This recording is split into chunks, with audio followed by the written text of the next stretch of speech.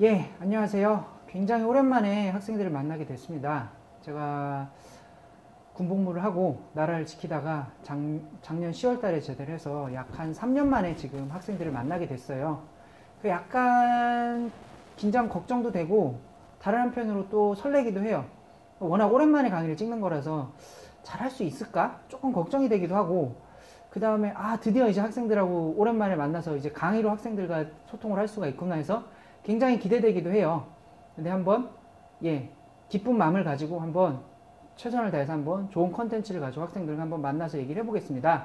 그래서 오늘 이제 수학의 재구성 2알파 출간기념 북콘서트란 제목으로 강의를 진행하게 됐는데요.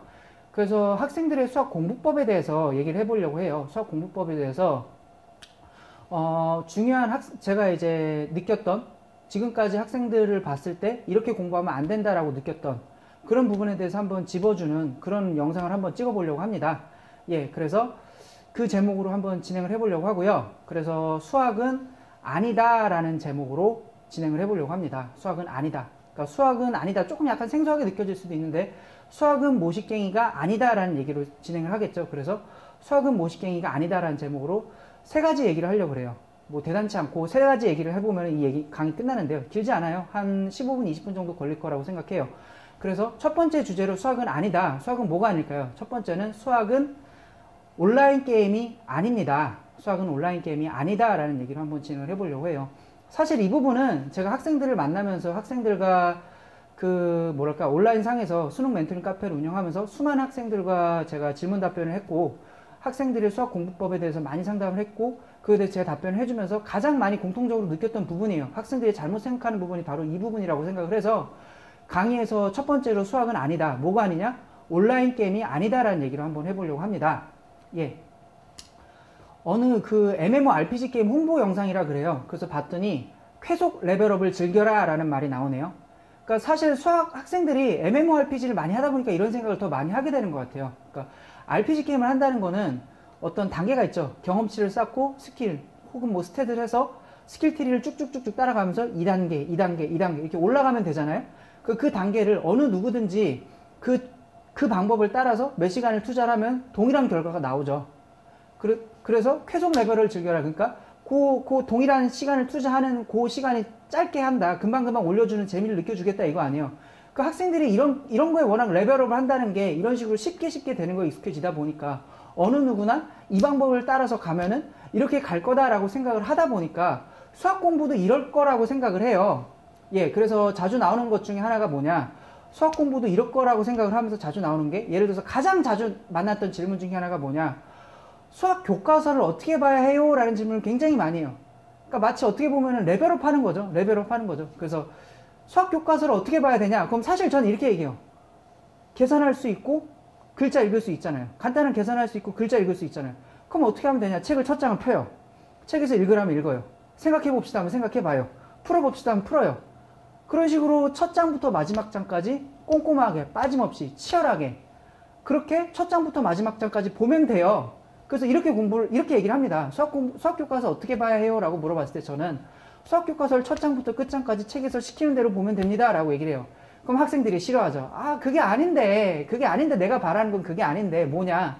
내가 바라는 거는 지금 학생들이 바라는 건 뭐냐. 요만큼을 넣었을 때 내가 넣은 건 요만큼이에요. 요만큼을 넣었는데 이만큼의 결과가 나오길 바라는 거죠. 무슨 소리냐. 나는 처음부터 끝까지 책이 시키는 대로 할 자신이 없어요. 그래서 난 중간중간에 생략을 하고 싶어. 어디는 빼놓고 보세요. 어디는 볼 필요 없어요. 여기는 대충 봐도 되고 여기는 꼼꼼하고 이 부분을 집중적으로 보세요. 이 부분을 집중적으로 보세요 라는 말은 다른 부분은 안 봐도 된다요 라는 말을 다르게 포장한 거죠. 그래서 요만큼의 노력을 넣었지만 이만큼의 결과를 낼 수 있는 어떤 그 마술 상자가 있단 말이에요. 그 마술 상자를 우리는 뭐라고 하는 거예요? 공부법이라고 하는 건데 사실은 그건 공부법이 아닙니다. 마술이고 연금술이죠. 어떻게 황금을 만들어낼 거예요? 그런 건 없어요. 인풋은 요만큼인데 아웃풋은 이만큼이 나오는 그런 어떤 마술 상자, 그런 공부법은 없다는 거예요. 안소양이 그런 게 없다고 지금 얘기하고 있잖아요. 그래서 사실 제가 학생들하고 얘기해보면서 가장 절실하게 느꼈던 거는 뭐냐면은 바로 이 부분입니다. 문제는 멘탈이라는 거죠. 수학 공부법이 아니에요. 이 부분을 학생들이 참 불편해요. 하지만 저는 이 말을 할 수밖에 없어요. 왜냐면 이게 가장 중요한 부분이니까. 수학 공부법 자체가 중요한 게 아니에요. 학생들이 수학 공부법을 몰라서 공부를 못하는 게 아니란 말이에요. 덱 점수가 지금 이 모양이거는 수학 공부법을 몰라서 나한테 맞는 공부법을 몰라서 그런 게 아니고 열심히 안 했기 때문에 그런 거예요. 수학 공부는 수학뿐만 아니고 모든 과목은 다 뭐냐? 공부는 엉덩이로 하는 겁니다. 아무리 뛰어난 운동선수고 재능이 뛰어난 운동선수라고 하더라도 멘탈의 문제가 있어서 스캔들이 나서 무너지는 운동선수들이 얼마나 많아요. 축구건 야구건. 그죠? 마찬가지로 수학 공부 또한 마찬가지예요. 내 머리가 아무리 좋아도 수학 공부법의 문제가 아니고 내가 공부 책상에 앉아서 열심히 진득히 공부하는 게 싫다. 그럼 무너져요. 좋은 점수가 나올 수가 없다는 거죠. 그래서 닥치고 공부합시다 좀. 이 말 하고 싶었어요. 정말 닥치고 공부합시다 좀. 아우 정말 수학 공부법이 뭐냐고 자꾸 물지 말고 좀 그냥 열심히 공부하세요. 그러면은 나한테 맞는 공부법을 찾을 수가 있다는 겁니다. 조금 흥분했나요? 조금 가라앉히고 수학은 아니다 라는 주제로 또 하나 더 얘기를 해볼게요. 수학은 뭐가 아닐까요? 수학은 EBS가 아닙니다. 수학은 EBS가 아닙니다. 이거 조금 어떻게 보면 약간 불순하게 보는 학생들도 있을 것 같아요. 왜냐면은 제가 책을 냈으니까 제 책과 EBS가 어떻게 보면 서로 경쟁 관계 있잖아요. 그러니까 어떻게 보면 불순하게 보고 그렇게 얘기를 한다고 생각할지도 모르겠어요. 근데 한번 마음의 편견을 조금만 벗어나와서 제가 하는 말을 한번 차분히 들어보세요. 그러면 제가 왜 이렇게 얘기를 하는지 알 수 있을 거라고 생각을 해요. 수학을, 그러니까 EBS에 반영하겠다고 하면 학생들이 굉장히 많이 마음이 흔들려요. 그렇죠. 그렇기 때문에 뭐 출판 업계 같은 경우는 EBS 때문에 굉장히 많이 휘청을 했단 말이에요. 그래서 제가 한번 생각을 해봤어요. 왜 학생들이 EBS에 팔랑거릴까? EBS 수능 특강에서 EBS 8절 모의고사까지 반영하겠다고 했을 때 왜 학생들이 팔랑거릴까 한번 생각을 해봤어요. 학생들의 심리가 이렇지 않을까 싶어요. 세 단계로 한번 얘기를 해볼게요. 첫 번째 심리는 이거예요. 수학은 몰라. 솔직히 말해봅시다. 문과 3등급만 돼도 수학이 뭔지 모르죠. 어차피 주변에 다 모르니까 어때요? 내가 모르지만 마음이 불편하지 않아요. 어차피 다 모르는데 어때? 그렇잖아요. 솔직히 말해서 문과 3등급만 돼도 1, 2등급과 3등급 사이엔 또 등급이 크지 않을까? 어차피 다 모른다면 수학은 몰라. 모르니까 어떻게 해야 돼요? 닥치고 외워야죠. 그냥 해설지를 펴서 본책과 해설지를 펴서 본책을 봤다 해설지를 봤다 본책을 봤다 해설지를 봤다 이러면서 그냥 외우는 거죠. 그냥 그렇게 공부를 그렇게 해서 요거 하나만 걸려봐. 요거 하나만 걸리면 그래도 나는 점수 4점은 받잖아. 4점, 8점 받을 수 있잖아. 라고 기대를 하는 거죠. 그러니까 암튼 뭔가는 하나는 모르겠으니까 닥치고 외워야 되는데 EBS에서 반영한다고 하잖아요. EBS 책을 반영한다고 하니까 아이고 잘 됐다. 그럼 EBS에서 반영한다고 하니까 이거 하나라도 외우면 되겠다라고 생각을 하는 게 학생들의 심리인 것 같아요. 맞나요? 그렇죠?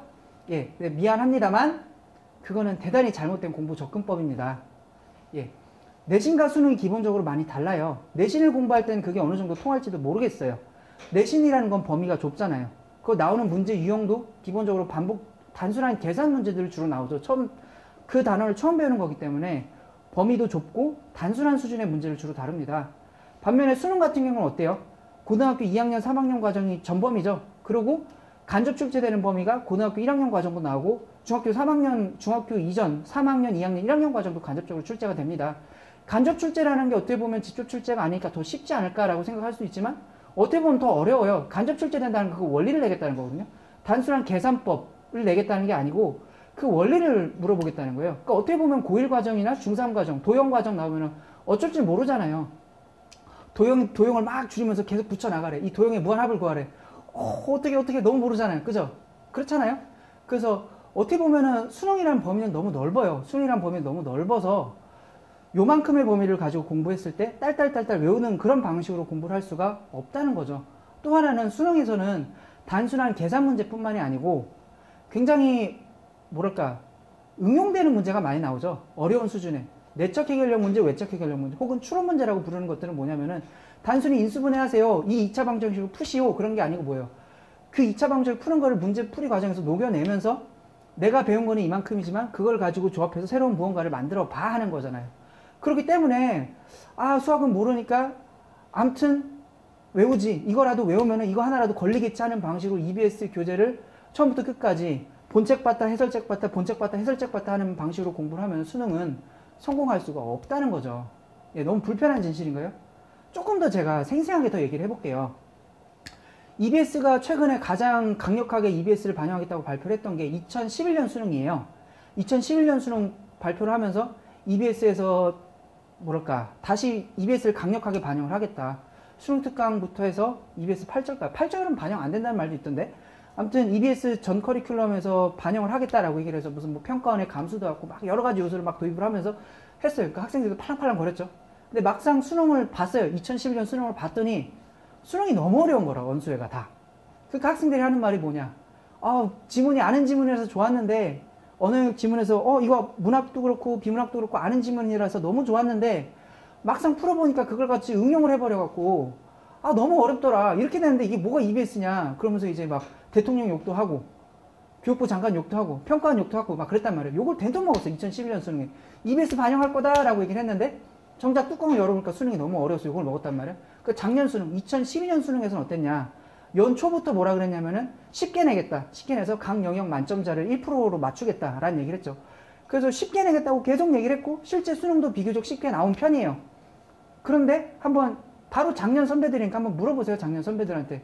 EBS가 반영이 돼서 내가 체감하기에 그러니까 발표하는 그쪽 관계자들이 발표하는 뭐 반영 비율이 80 몇 프로, 90 몇 프로가 아니고 선배들이 직접 느끼기에 EBS가 과연 체감했을 때 도움이 됐는가. EBS 교재를 열심히 봤더니 수능 특강 교재를 본책 봤다 해설 봤다 본책 봤다 해설 봤다 이렇게 해서 이거 하나라도 걸려라 하면서 외웠더니 과연 수능 수리 영역에서 좋은 점수가 나왔냔 말이에요.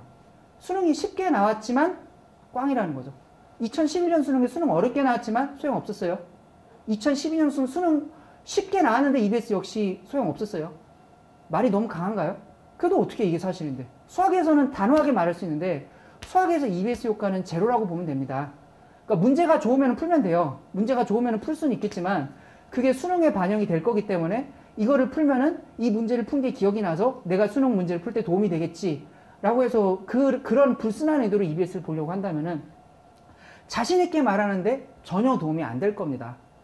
그런 식으로 반영이 될 거라면 어떤 책을 갖다 걸쳐놔도 다 걸쳐요. 다 반영할 수가 있어요. 수학 교과서를 열심히 보세요. 차라리. 수능 기출문제는 차라리 열심히 보세요. 그렇다는 거죠. 그래서 다시 한번 강조하지만 수학은 EBS가 아닙니다.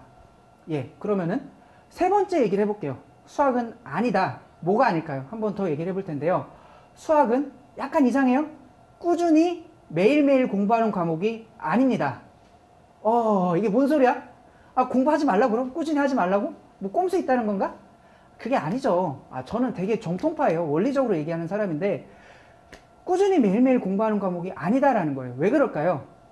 수학 공부를 하는 데 있어서 다른 영역 공부에서도 마찬가지지만 익혀야 되는 부분이 있고 깨쳐야 되는 부분이 있어요. 예를 들어서 영어 공부를 할 때 영어 단어는 익히는 거예요. 무슨 소리냐? 예를 들어서 이 영상을 보는 학생이 제일 처음에 딱 신생아시에서 태어났을 때 으앙하고 우는 게 아니고 어이 의사 양반 난 누구고 또 여긴 어딘가 이렇게 물어보는 이렇게 막 유창한 한국말을 구사하면서 차분하게 물어보는 그런 학생이 있었나요? 한국말을 한마디도 못했어요. 근데 어느 순간이 넘어가면은 대부분의 사람들은 어때요? 매우 유창하게 한국말을 구사하죠. 한국말의 원리가 어떠하고 한국말의 문법이 어떠하고 한국말의 원리를 모르지만 매우 유창하게 한국말을 구사하고 외국인들이 문법을 배우고 원리를 배워서 한국말을 구사하려는 것보다 더 유창하게 구사한단 말이에요. 왜 그럴까요? 익혔으니까요. 매우 장시간에 걸쳐서 익혔으니까 한국말을 원리는 모르고 맞춤법도 틀리지만 띄어쓰기 정말 헷갈리죠? 띄어쓰기 정말 헷갈리지만 잘할 수 있다는 거란 말이에요. 반면에 수학은 그렇지가 않다는 거예요. 수학이나 물리 같은 경우는 물론 익혀야 되는 부분들도 있어요. 뭐 다음 식을 인수분해하시고 다음 식을 전개하시고 다음 2차 방정식을 푸세요. 그런 거는 반복된 계산법이고 계산법이 익히면 되는 부분입니다. 하지만 원리를 깨치는 부분이 있죠. 도형이 있고 뭐 그래프의 교점이 방정식의 근이고 방정식이 근이 그래프의 교점이 되고 이런 거 있잖아요. 그런 것들은 그냥 반복해서 본다고 되는 게 아니고 이런 거구나 하고 한순간에 원리를 딱 깨쳐야 되는 부분이란 말이에요. 그렇기 때문에 수학 공부를 할 때 있어서 핀트가 안 맞는 거죠. 많은 학생들이 수학 공부를 할 때 깨쳐야 되는 부분을 익혀야 되는 부분이라고 잘못 생각을 해요. 그렇기 때문에 수학을 열심히 공부한다고 했지만 핀트가 맞지 않고 좋은 결과가 안 나왔던 겁니다. 이걸 운동으로 비유할 수도 있어요.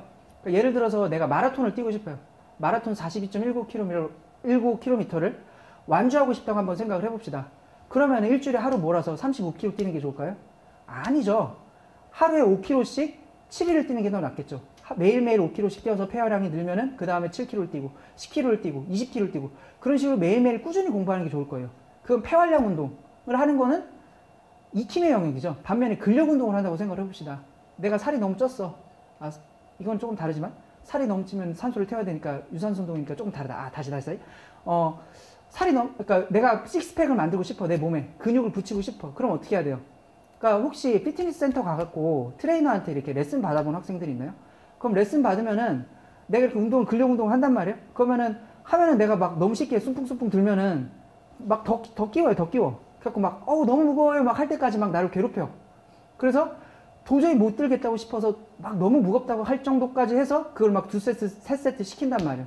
그럼 하고 나면은 막 탈진하죠, 몸이. 그 다음날 보면 막 팔도 뻐근하고 막 배도 아프고 막. 그렇죠. 그럼 하루 쉰단 말이에요. 그렇게 해서 그런 방식으로 몰입해서 하고 휴식해서 하고 그런 방식으로 운동을 하면 어떤 장점이 있냐.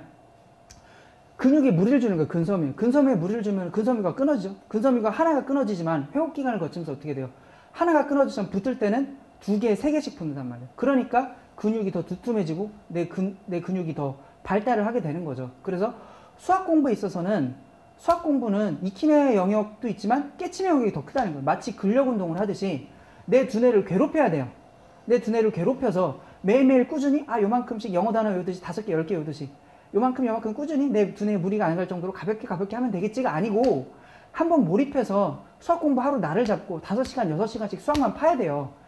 머리 너무 아파. 그게 바로 지금 수학 성적이 오르고 있다는, 내 수학 실력이 오르고 있다는 신호라는 겁니다. 근데 학생들이 이걸 싫어해요. 고통을 싫어해. 고통을 싫어해서 잠깐의 고통이 더 큰 달콤함을 주는데 그 잠깐의 고통을 피하고 자꾸 뭔가 편한 방법을 찾으려고 하니까 그러니까 수학을 익히는 식으로 반복하면 되겠지라고 생각을 하는데 매일매일 조금씩 꾸준히 하면 되겠지라고 생각을 하는데 그게 아니고 수학은 한번 몰입해서 하루 몰입해서 머리가 아플 때까지 내 두뇌를 괴롭히세요. 그 다음날은 쉬어요. 그러고 다음날 한번 그러고 이제 지나고 나서 다시 또 보세요. 그럼 신기하게 이런 사이클을 반복하다 보면 어느 순간 그 전에 이해되지 않던 무언가가 갑자기 탁 하고 이해가 돼요. 머릿속에 전구가 팍 하고 켜진단 말이에요. 그럼 그때 그 쾌감은 이루 말할 수가 없죠. 그러니까 그 아르키메데스였나요? 그 왕관 문제를 가지고 굉장히 고민을 하다가 이 왕관이 진짜 금인지 아니면 가짜 금인지 한번 확인해봐라. 굉장히 몰입하다 어떻게 할까 하다가 굉장히 몰입을 하다가 어느 순간 목욕탕에서 물이 풍덩 넘치는 걸 보고 벌떡 일어나서 유레카라고 외치면서 빨가벗고 돌아다녔다고 그러잖아요. 바로 그런 깨침의 순간이 있다는 거예요. 머릿속 전구가 반짝하고 깨치는 순간이 온다는 거죠. 예, 그래서 이런 방식으로 그러니까 수학은 아니다라는 제목으로 해서 3가지 주제로 한번 얘기를 해봤어요. 첫 번째는 수학은 온라인 게임이 아니다. 두 번째는 수학은 EBS가 아니다. 수학은 약간 역설적이지만 꾸준히 매일매일 공부하는 과목이 아니다. 이 3가지 방식을 얘기를 했고요. 그래서 몰입과 휴식을 반복하면서 공부를 하다 보면 어느 순간 머릿속 전구가 반짝하고 켜지는 순간이 온단 말이에요. 바로 그 순간이 이 영상을 보는 학생의 성적이 오르는 순간이라는 거죠. 예, 그래서 행운을 빕니다. 끝난 줄 알았나요? 예. 그래서 역시 3 테마로 강의를 진행하려고 합니다. 그래서 북콘서트는 첫 번째로 수학은 아니다라는 주제로 얘기를 할 거고요. 두 번째로 수학은 이다라는 주제로 얘기를 해보려고 해요. 그 2가지를 종합해서 한 번 더 정리하는 방식으로 정답은 무엇일까에 대해서 한번 얘기를 해보려고 해요. 그래서 이 3가지 영상을 할 거고요. 그래서 오늘은 수학은 아니다 강의는 여기까지 하겠습니다. 감사합니다.